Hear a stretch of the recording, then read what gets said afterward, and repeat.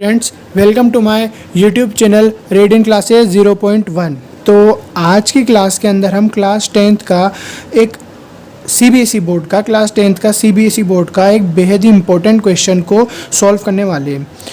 वो सीबीएसई 2018 के अंदर आया है और पहले भी कई बार आ चुका है। ठीक है, ये क्वाड्रेटिक इक्वेशन का एक क्वेश्चन है। आइए इसको सॉल्व करते हैं। देखा जाए तो क्या है, अब इसका क्वेश्चन पढ़ते हैं इसको कि अ train travels eight a certain average speed for a distance of 63 kilometre. अब इसमें क्या लिखा हुआ है, इसमें यहाँ पर ये बताया गया है हमारे को कि एक ट्रेन है, ठीक है, जो एक सर्टन स्पीड के ऊपर, सर्टन मतलब एक पर्टिकुलर, यानी कुछ भी हो सकती है उसकी एवरेज स्पीड, एक पर्टिकुलर एक सर्टन एवरेज स्पीड के ऊपर अपना डिस्टेंस को ट्रेवल करती है। यानी वो एक पर्टिकुलर एवरेज स्पीड के ऊपर अपनी डिस्टेंस को ट्रेवल कर रही है। यानी अपनी स्पीड जो है, उसने एवरेज स्पीड जो है वो एक पर्टिकुलर कुछ भी हो सकती है, हमें पता नहीं है, वो एक वेरिएबल है। ठीक है, अभी जब हमें पता नहीं है तो एक वेरिएबल हुआ हो, ठीक है, तो हमने उसको x माना है। तो भैया क्या है इसका मतलब कि एक पर्टिकुलर एवरेज स्पीड के साथ वो अपना एक डिस्टेंस है 63 किलोमीटर का, उसको ट्रेवल कर रही है। अब इसका आगे क्या लिखा हुआ है, and then travel at a certain distance of 72 kilometer at an average speed of 6 kilometer per hour more than its original speed.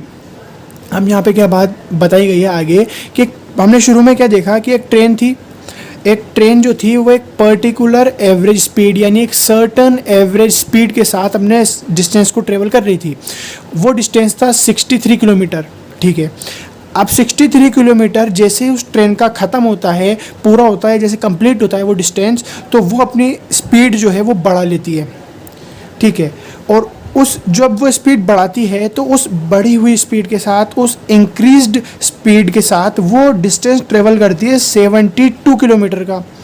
और जब वो स्पीड अपनी बढ़ाती है तो वो स्पीड कितनी बढ़ाती है, वो स्पीड बढ़ाती है 6 किलोमीटर। कहाँ लिखा है, 6 किलोमीटर पर आवर। किससे ज़्यादा, 6 किलोमीटर पर आवर अपनी स्पीड बढ़ा लेती है उस स्पीड से जिस स्पीड के अंदर वो 63 किलोमीटर का डिस्टेंस कवर कर रही थी। यानी उसकी ओरिजिनल एवरेज स्पीड जो थी उससे वो 6 किलोमीटर पर आवर जो है अपनी स्पीड बढ़ा ली। ठीक है, अब यहाँ पे बात की जाए, उसने क्या बोला है कि जो उसका टोटल जर्नी का टाइम जो था, टोटल डिस्टेंस कवर करने में, टोटल जर्नी कवर करने में उसे 3 घंटे लगे, यानी 3 आवर्स का टाइम लगा to complete the total journey. What is the original average speed, उसकी ओरिजिनल एवरेज स्पीड जो है वो क्या होगी। तो आइए इसको देखते हैं हम। तो हम यहाँ पे एज्यूम करते हैं, हमें कुछ पता तो है नहीं उसकी एवरेज स्पीड के बारे में, तो हम यहाँ पे एज्यूम करते हैं, let us assume that the average speed of a train B is equals to x kilometre per our. ठीक है, मैंने क्या माना है, उसको हमें पता ही नहीं उसकी स्पीड क्या है, तो हमने उसको x मान लिया ताकि इस क्वेश्चन को सोल्व करने में आसानी हो। लेकिन हमें पता नहीं थी इसलिए हमने इसको x माना, एक ये भी तरीका है। ठीक है, हमने उसको x मान लिया क्योंकि हमें वो पता नहीं थी उसकी एवरेज स्पीड कितनी है, ओरिजिनल एवरेज स्पीड कितनी है। ठीक है, अब इंक्रीज्ड यानी x किलोमीटर पर आवर की स्पीड से उन्हें 63 किलोमीटर का डिस्टेंस जो था वो कवर किया था। ठीक है, लेकिन उसने स्पीड बढ़ाई भी थी, तो वो इंक्रीज्ड स्पीड जो थी वो कितनी थी, let the increased speed average speed of a train B is equals to x plus 6 kilometer per our. ठीक है, उसकी ओरिजिनल स्पीड तो कितनी थी, x, ओरिजिनल एवरेज स्पीड उसकी कितनी थी, x, और x kilometre per our speed के साथ उसने अपना 63 किलोमीटर का डिस्टेंस कवर किया था। यानी कुल मिला के बाद यहाँ पर ये है कि जो यहाँ पे सिनेरियो बनाया गया है, जो डिस्टेंस बनाया गया है, जो ट्रेवल किया जा रहा है ट्रेन के द्वारा, वो ट्रेन जो है वो उस डिस्टेंस को 2 पार्ट्स के अंदर ट्रेवल कर रही है। पहले पार्ट के अंदर वो डिस्टेंस ट्रेवल करती है 63 किलोमीटर का, और दूसरे पार्ट के अंदर वो डिस्टेंस ट्रेवल करती है 72 किलोमीटर का। कहाँ यहाँ पर 72 किलोमीटर का। तो पहले पार्ट के अंदर जब वो 63 किलोमीटर का डिस्टेंस कवर कर रही होती है तो वो उसकी एवरेज स्पीड के साथ ट्रेवल करती है, जो उसकी ओरिजिनल एवरेज स्पीड होती है, और वही हमें पता नहीं है तो हमने उसको x माना, यानी x किलोमीटर पर आवर के हिसाब से वो अपने पहले पार्ट का जो डिस्टेंस है 63 किलोमीटर उससे कवर कर रही है। और सेकेंड पार्ट का डिस्टेंस जो था उसके अंदर उसने अपनी एवरेज स्पीड जो थी वो बढ़ाई। कितनी बढ़ाई? अपनी ओरिजिनल एवरेज स्पीड से 6 किलोमीटर पर आवर ज़्यादा। तो हमारी ओरिजिनल एवरेज स्पीड हमने x मानी थी, तो सेकंड पार्ट के अंदर उसकी एवरेज मतलब जो स्पीड होगी, उसकी स्पीड जो होगी सेकंड पार्ट के अंदर जो 72 किलोमीटर का डिस्टेंस ट्रेवल करने में करेगी वो होगी x+6। तो हमने यहाँ पे ये माना, ठीक है। अब यहाँ पे एवरेज स्पीड की बात हो रही है, तो आइए उसको लेके हम सोल्व करते हैं। तो एवरेज स्पीड क्या होती है? एवरेज स्पीड होती है total distance upon total time, ठीक है। मैं इसको S = D/TB मान लेता हूँ कि ये जो इक्वेशन दी हुई है वो इस तरह की है। S मैंने स्पीड मान ली, एवरेज स्पीड, D मैंने डिस्टेंस मान लिया, T यहाँ पर मैंने टाइम मान लिया, ठीक है। अब इस इक्वेशन के अंदर हम देखेंगे क्या क्या चीज़ें, स्पीड है, डिस्टेंस है, टाइम है। लेकिन हमारे को जो सिनेरियो दिया हुआ है उसके अंदर हमारे पास डिस्टेंस और स्पीड है, मतलब दो पार्ट में है हमारा पूरा क्वेश्चन। उन पर्टिकुलर पार्ट्स के हमारे पास टाइम नहीं है, यानी 63 किलोमीटर को ट्रेवल जब किया हुआ उस ट्रेन ने x स्पीड के साथ, x किलोमीटर पर आवर की स्पीड के साथ, तो हमें ये गिवन नहीं है और पता नहीं है मतलब कि उसमें कितना टाइम लगा होगा, ठीक है। तो यहाँ पे यहाँ से हम टाइम निकालेंगे उन दोनों पार्ट्स का, यानी टाइम = डिस्टेंस अपॉन स्पीड, यानी ये टाइम को मैंने इधर मल्टीप्लाई कर दिया और ये डिस्टेंस को मैंने इधर डिवाइड कर दिया, ठीक है। तो टाइम = डिस्टेंस, फर्स्ट पार्ट की बात चल रही है यहाँ पे 63 किलोमीटर का, तो डिस्टेंस कितना था 63 किलोमीटर। अब स्पीड कितनी होगी? स्पीड यहाँ पे x है, यानी 1, इक्वेशन नंबर 1, इसको मैंने नाम नहीं लिया। सिमिलरली इसी तरह से, ठीक है, मैं वापस टाइम निकालूंगा, टाइम = डिस्टेंस अपॉन स्पीड से। अब यहाँ पे सेकेंड पार्ट की बात की जा रही है, तो सेकेंड पार्ट में डिस्टेंस कितना है मेरे पास 72 किलोमीटर अपॉन स्पीड कितनी है, इंक्रीज्ड स्पीड जो है x+6, यानी x+6 किलोमीटर पर आवर, और ये मेरे पास यहाँ पे आ गई इक्वेशन नंबर 2, ठीक है। यानी ये जो हमारे पास जो गिवन इक्वेशन आई है ये हमारे को क्या बताती है? ये हमारे को ये बताती है कि जो उसका होल डिस्टेंस ट्रेवल था, होल डिस्टेंस ट्रेवल यानी पूरा जो डिस्टेंस ट्रेवल था उसके अंदर दो पार्ट किए गए थे, 63 किलोमीटर का और 72 किलोमीटर का। और 63 किलोमीटर का जो डिस्टेंस ट्रेवल किया उसने x kilometre per our speed के साथ, उसमें जो टाइम लगा वो टाइम था 63/x, ठीक है, इस इक्वेशन के साथ। और जो सेकंड पार्ट के अंदर 72 किलोमीटर का जो डिस्टेंस ट्रेवल किया गया था x+6 kilometre per our speed के साथ, उसका टाइम जो था वो 72 किलोमीटर अपॉन x+6, यानी दो पार्ट जो थे वो कवर अप हो चुके हैं, उनकी टाइम हमने निकाल ली है कि दो पार्ट में क्वेश्चन था और दोनों पार्ट की टाइम हमने निकाल ली है। अब क्वेश्चन को आगे पढ़ते हैं। If it take 3 hours to complete total journey. अब यहाँ पे बहुत इंपॉर्टेंट बात बताई गई है क्वेश्चन के अंदर कि टोटल जर्नी जो कवर हो रही है दो पार्ट्स के अंदर, उन दोनों पार्ट्स के जब टाइम को हम मिला देंगे, यानी टोटल टाइम जो है वो जर्नी का वो 3 घंटे 3 आवर्स, ठीक है। What is the original average speed, यानी हमें यहाँ पे x की वैल्यू निकालनी। अब क्वेश्चन बहुत सिंपल हो चुका है, किस तरह से कि हमारे पास दोनों पार्ट्स के टाइम है और टोटल टाइम दिया हुआ है, यानी दोनों पार्ट्स के टाइम को अगर मैं ऐड अप कर दूंगा और उसको टोटल टाइम के इक्वल पुट कर दूंगा तो वहाँ से हमें x की वैल्यू मिल सकती है। यानी अब क्वेश्चन जो है सिंपल हो चुका है, कोई दिक्कत नहीं है। आइए नेक्स्ट पे इसे सोल्व करते हैं, ठीक है। यानी 63/x प्लस 72/x+6 = 3, यानी first part plus second part का टाइम = टोटल, क्योंकि दो पार्ट में था हमारा पास क्वेश्चन, तो उन दोनों का टाइम जब मैंने सिंगल पार्ट का टाइम जब ऐड अप किया तो वो टोटल टाइम के इक्वल हो जाएगा। तो यहाँ से अब इसे हम x की वैल्यू निकाल लेंगे और वही x की वैल्यू हमारी ओरिजिनल एवरेज स्पीड होगी, ठीक है। मैं 63 को 3 से डिवाइड करता हूँ तो मेरा आंसर जो आता है वो होता है 21, यानी 63 3 से डिविजिबल है। 63 / 3 = 21। अब यहाँ पे बात किया है 72, अगर मैंने 3 से डिवाइड किया तो ये 2 और 1 आगे जाएगा तो 4, यानी ये 24 टाइम्स जा रहा है, यानी 72 भी डिविजिबल है।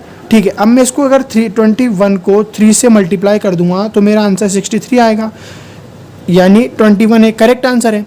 और 24 को जब मैं 3 से मल्टीप्लाई कर दूंगा तो मेरा आंसर 72 आने वाला, यानी मेरे पास 24 जो है वो भी एक करेक्ट आंसर है। 3 2 12, 2 यहाँ पे 1 ऊपर और 6 + 1 7, यानी मेरे पास ये दोनों जो आंसर आई है सही है। तो यहाँ से मैं 3 कॉमन ले लूँगा इक्वेशन को आसान बनाने के लिए। ठीक है, न्यूमिनेटर से 3 कॉमन ले लिया जाए तो यहाँ मेरे पास बचा 21/x + 24/x + 6 = 3।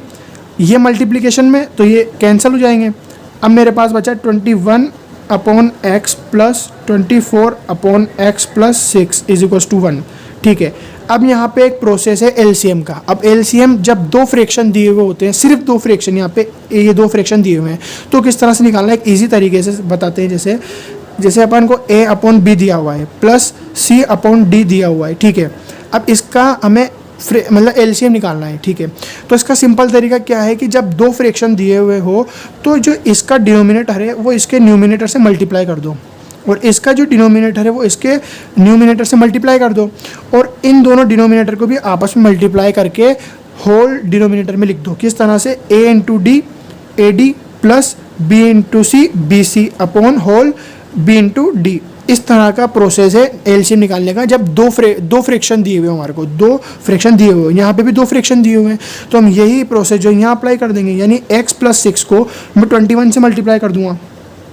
21 × x + 6 plus 24 × x, 24 × x upon x × x + 6, x × x + 6 = 1। अब 21 को मैंने जब x से मल्टीप्लाई किया तो यहाँ पे 21x आया, और 21 को जब मैंने 6 से मल्टीप्लाई किया तो यहाँ पे कितना आएगा 126। इसको चेक भी कर लेते हैं। 21 × 6, 6 × 6 और 6 × 12, यानी 126, यानी सही है। Plus 24x divided by x square plus 6x = 1। ठीक है, ये हमारे पास यहाँ पे वैल्यू आ गई। ठीक है, अब ये भी एक वेरिएबल वाली वैल्यू x और ये भी एक वेरिएबल वाली वैल्यू x, यानी दोनों के वेरिएबल सेम है, यानी इन दोनों को ऐड किया जा सकता है। तो इन दोनों को मैं ऐड कर दूंगा, यानी ये कितना होगा, यहाँ पर ये होने वाला है 45x + 126 upon x square plus 6x = 1। अब मैं इसको इधर लेके जाऊंगा क्योंकि ये डिवाइड में है, तो इधर आके मल्टीप्लाई में हो जाएगा, और 1 से किसी भी चीज़ को मल्टीप्लाई किया जाता है तो उसका आंसर वही आता है। 45x + 126 = x square plus 6x। अब यहाँ पे हमारे पास क्या बनने वाली है, क्वाड्रेटिक इक्वेशन। तो क्वाड्रेटिक इक्वेशन बनानी है हमारे को, मतलब बन गई एक तरह से मान लिया जाए तो, लेकिन ये वैल्यू जो है ना इसका x स्क्वायर का कोफिशिएंट वो नेगेटिव नहीं होना चाहिए। तो मैं इसको इधर ले जाने की बजाय मैं इस होल को इधर उठा के ले आता हूँ। तो x square plus 6x minus 45x minus 126 = 0। तो x square minus 39x minus 126 = 0। अब यहाँ पे हमारे पास एक प्रॉपर क्वाड्रेटिक इक्वेशन बन गई है। अब इसको हम सोल्व कर लेंगे किस तरह से कि इसके कोफिशिएंट को इससे इंटू करते हैं। ठीक है, आइए देखते हैं इसको। ये एक तरीका है क्वाड्रेटिक इक्वेशन को सोल्व करने का कि x स्क्वायर के कोफिशिएंट को उसके कांस्टेंट टर्म से इंटू किया, तो 126 × 1 कितना हुआ, 126। अब इसके फैक्टर कर लिया हम लोगों ने, 63 21 7 3 3 1। ठीक है, अब जब इस मतलब यहाँ पे क्या है, ये फैक्टर आ गए। अब फैक्टर्स में से हमें ऐसी वैल्यू निकालनी है यहाँ पर कि जिनका सम या एडिशन, सम या सबट्रैक्शन 39 के इक्वल हो, और उन्हीं दो वैल्यू का मल्टीप्लिकेशन जो हो वो 126 या फिर जो हमारे पास वैल्यू आई है इन दोनों को मल्टीप्लाई करने पे उसके इक्वल हो। तो ऐसी कौन सी वैल्यू हो सकती है, ऐसी वैल्यू हो सकती है यहाँ पे हमारे पास 42x + 3x माइनस 126 = 0। अब मैं 42 को इंटू कर लेता हूँ। जब मैंने 42 को 3 से इंटू किया तो 3 2 = 6 और 3 4 = 12, यानी मेरे पास वही वैल्यू आ गई जो मैंने कांस्टेंट टर्म और x स्क्वायर के कोफिशिएंट को मल्टीप्लाई करके मेरे पास आई थी। ठीक है, तो यानी ये तरीका बिल्कुल सही है।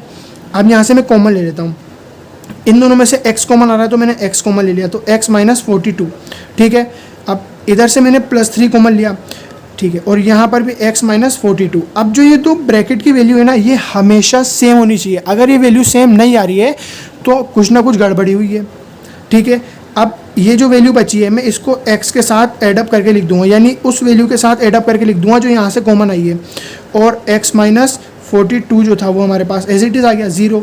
अब जब यहाँ पे दो ये मल्टीप्लिकेशन आ चुके हैं तो यहाँ पे हम क्या करते हैं, यहाँ पर हम एक बार x प्लस 3 को इसके इक्वल करते हैं, एक बार फर्स्ट वैल्यू को 0 के इक्वल करते हैं तो यहाँ से x की वैल्यू -3 आई, और एक बार सेकंड वैल्यू को 0 के इक्वल करते हैं तो यहाँ से x की वैल्यू 42 आई, ठीक है। अब यहाँ पे दो वैल्यू आ रही है x की, ध्यान रखना, लेकिन वैल्यू तो हमारे को एक ही चाहिए, तो यहाँ पर x की वैल्यू -3 नहीं कंसीडर की जाएगी, क्योंकि जो हमारे पास स्पीड होती है, क्या होती है, स्पीड एक स्केलर क्वांटिटी होती है, और स्केलर क्वांटिटी कभी भी नेगेटिव नहीं हो सकती है, ठीक है। तो यहाँ पे ये वैल्यू कंसीडर नहीं कर सकते हैं, तो उसकी ओरिजिनल स्पीड जो हुई, ओरिजिनल एवरेज स्पीड जिसके साथ वो ट्रेन चल रही थी, वो यहाँ पे हमारे पास 42 किलोमीटर पर आवर। तो यही हमारा आंसर हुआ। Thank you.